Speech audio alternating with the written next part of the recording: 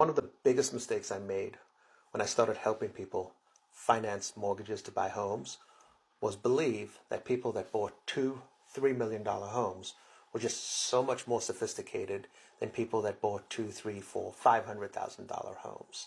I'm a loan officer that helps people finance homes that they want to buy. And I recently had a client that came to me and did an application to purchase a $3 million home.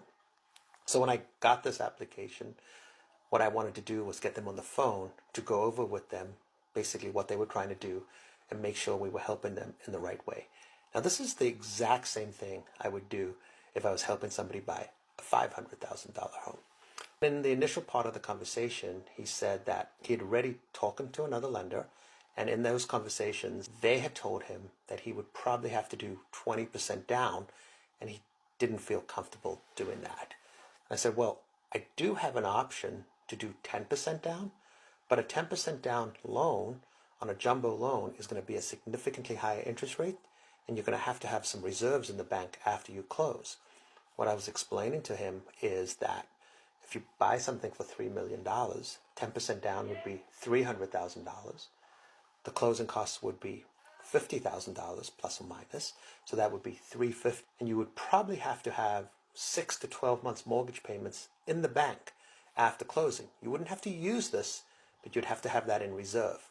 He said to me, well, what kind of payment would I have? And I was like, just off the top of my head, 2.7 million, you're going to have a payment of between 20 and 25,000.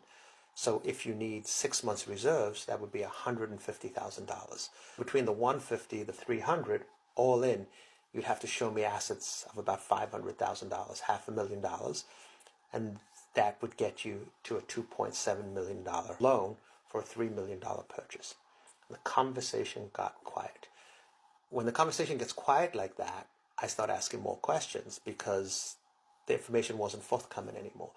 I said to him, was there a payment anticipated? Like, what were you thinking? And kind of talked around, but it was really vague. So I took it in another direction. I was like, what's your income? And well, my income is about $200,000 a year. I was like, okay, I was enough income to do what he's trying to do. And I was thinking, but maybe his wife makes a ton of money.